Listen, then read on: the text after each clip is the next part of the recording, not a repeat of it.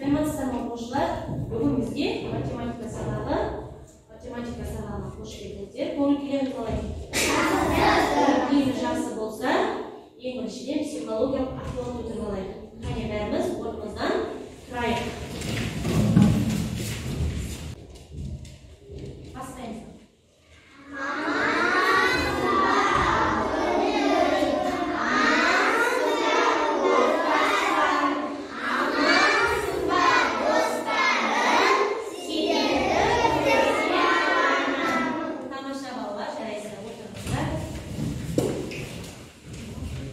Сабағымызды бастамас бұрын ең біріншіден сыныптағы ережені есіңізге түсіріп алайық.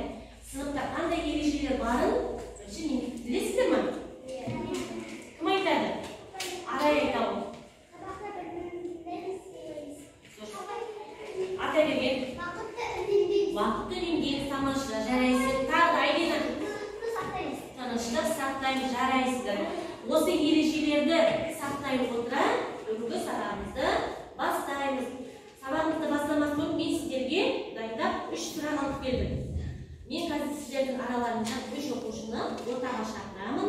Сол 3 оқушыға өзімнің сұрағымды қоямын. Тақтаға шығарды Абдуали, Атаберген, Арай.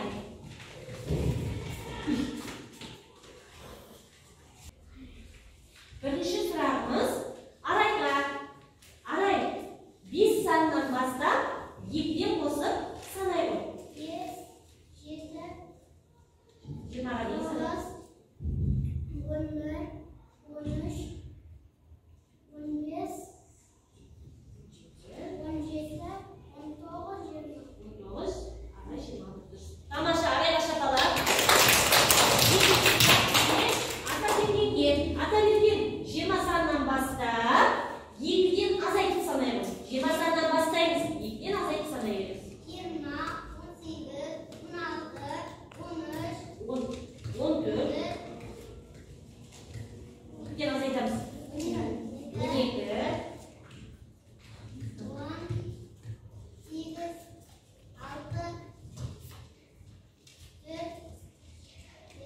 2, тамаша.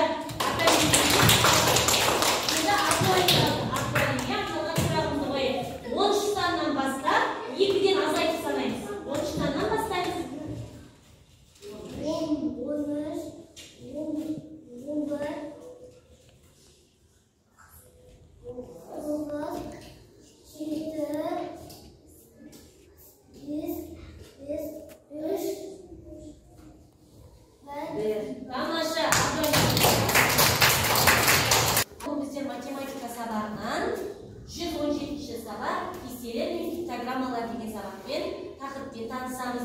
Бүгінгі сабағымыздың мақсаты пиктограмма дегеніміз не дегенмен танысамыз және пиктограмма құруды үйренетін боламыз.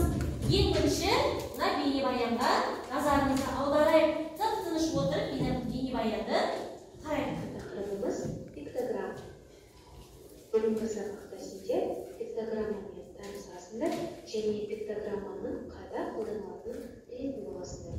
Мына бейнебаянға назар аударайық. Сенің алдыңда қағаз қорап.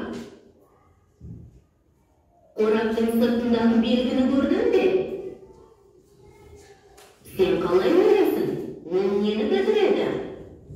Дұрыс, бұл қораптың ішіндегі затты құрғақ жерде сақтау керек деген белгі. Мұндай белгілер пиктограмма деп аталады. Пиктограмма символ ретінде пайдаланылатын сурет. Пиктограмма белгілі бір мағлұматты бейнелейтін кескін. Пиктограмма дегеніміз не? Пиктограмма затты белгілеу үшін қолданылатын сурет немесе таңба. Пиктограмманы адамдар жазу болмаған кезде қолданған. Олар қазіргі заманда жол белгілерін, картадағы шартты белгілерде, ауа райының шартты белгілерінде және тағы басқа жерлерде қолданады. Жақсы балалар, бейнебаянды барлығымыз қарадық, иә? Пиктограмма дегеннің не екенін кішкене болса да түсіндік, иә? Яғни бізде пиктограмма пиктограмманы күнделікті өмірде үнемі айналамыздан көріп жүрміз, бірақ оған аса қатты мән бермейміз. Пиктограмма дегеніміз сонда не деп алды? Сурет дегенді білдіреді екен. Пиктограмма дегеніміз бір затты немесе құбылыстардың санын белгілеу үшін таңбаланатын таңба немесе сурет екен. Оқушылар, енді оқулығымыздағы нөмір 1 тапсырмаға қараймыз. Нөмір 1 тапсырмада нелерді көріп тұрмыз? Пиктограмма көріп тұрмыз.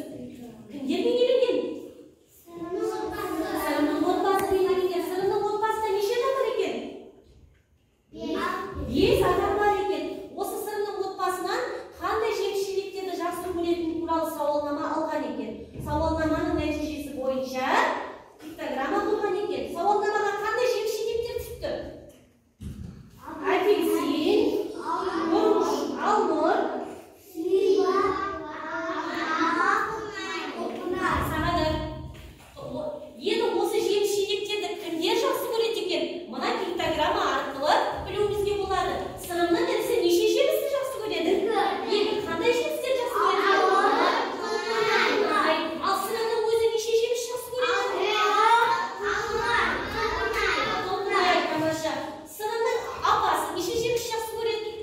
4 жеміс жақсы көреді. Себебі мына жерде 4 таңба тұрды. Апельсин, алмұрт, ал сырымның анасы мен әкесі еш жемісті де жақсы көреді екен. Енді осы пиктограмма бойынша қараңыздаршы. Ең аз жақсы көретін жеміс қандай жеміс? Жоқ, ең аз жақсы көретін жемістің атауы? Слива. Неше адам жақсы көреді екен оны? Екі адам. Ал ең көп жақсы көретін жеміс қандай жемістер? Біз оны қайда біліп отырмыз? Таңбаларды санау арқылы біліп отырмыз. Енді осы пиктограммасы секілді біздер өзіміз пиктограмма құруымыз керек. Ол үшін мен сіздерге қазір жеміс-жидектерді таратамын. Әркім өзінің ең сүйікті бір жемісін алады. Соның нәтижесі бойынша біздер сыныпта пиктограмма құруымыз қажетпіз. Түсінікті ме тапсырма? Қазір мен сіздерге жеміс-жидектерді таратамын. Рамазан аламыз. Өзің ең сүйіктіңді ал. Ең сүйікті жемісін ал. Алманы жақсы көресіздер аяқ.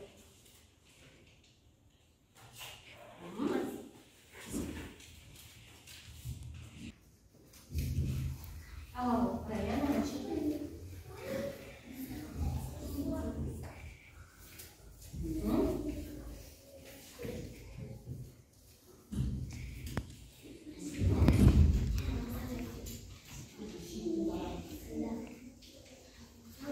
Алманы жақсы көресіздер. Апельсинді жақсы көресіздер. Алманы.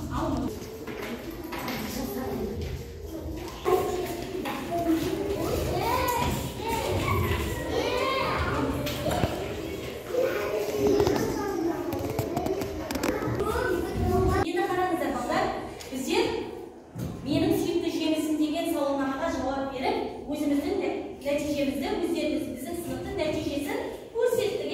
Біздің сыныпта неше адам банан жақсы көреді?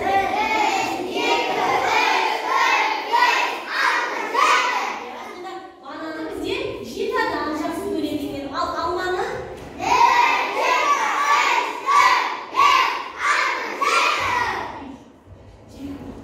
7 адам жақсы көреді екен. Ал апельсинді?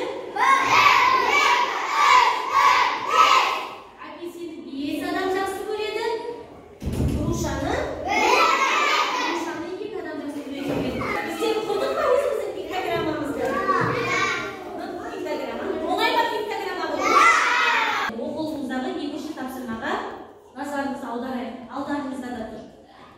Нелерді көріп тұр екінші тапсырмада? Банкілерді көріп тұр. Қандай банкілер? Не құйылған банкілер? Қосақ құйылған банкілер. Бірінші қандай қосақ құйылған банкілер? Алмұрт. Екінші? Өрік. Үшінші? Алмұрт құйылған банкі нешеу? 4-еу. Өрік қосақ құйылған банкі? 4-еу. Алмұрт қосақ құйылған банкі?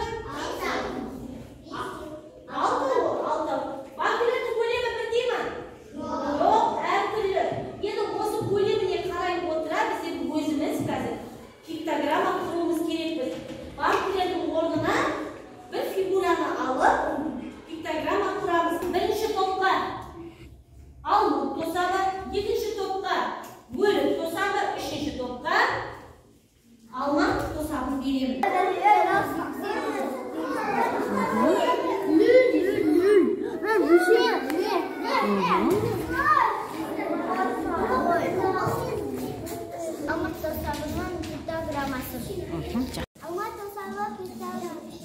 Жақсы балалар, біздер топта жұмыс жасап, өзіміз пиктограмма жасадық, бірігіп топпен. Енді дәптермен жұмыс жасайық. Дәптеріміздің 20-шы бетіндегі бірінші тапсырманы орындаймыз. Бірінші тапсырмада сырымның отбасының сүйікті жемістері көрсетілген. Осы қай жемісті жақсы көреді, сол жемістің тұсына белгі қойып, өзіміз пиктограмма жасаймыз. Өз бетімізбен.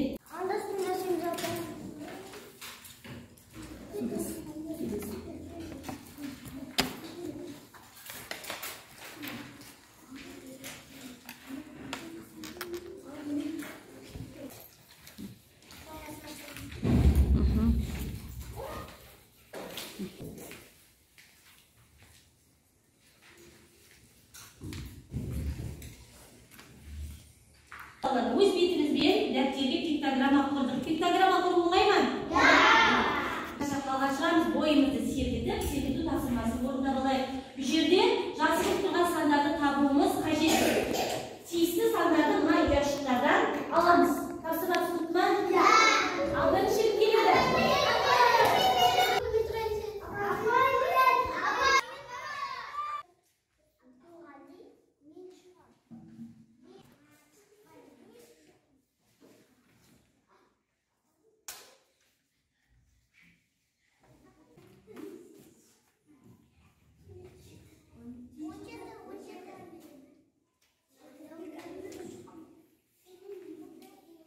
Жақсы балалар, бойымызды сергітіп алдық. Енді тақтаға қараңыздар. Жұптық жұмыс алдарыңызда жеміс-жидектерге жазылған өрнектерді, теңдіктер мен теңсіздіктердің таңбаларын көріп тұрық. Енді осы өрнектерді пайдаланып, қасымыздағы жұбымызбен бірге теңдіктер мен теңсіздіктер құруымыз қажетпіз. Тапсырма түсінікті ма?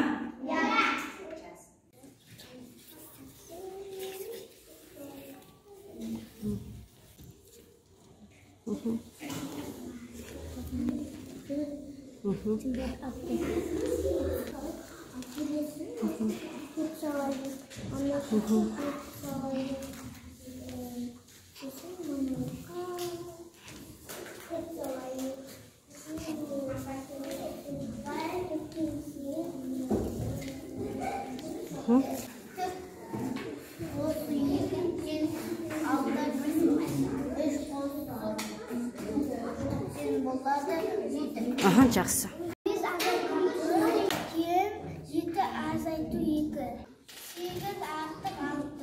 Біздер жұптық жұмысты да өте тамаша орындадық. Енді бүгінгі сабағымызға өзіміздің кері байланысымызды берейік. Кері байланысты қолымен көрсет әдіс арқылы береміз. Мен бүгінгі сабаққа түсіндім. Сабақ үшін рахмет.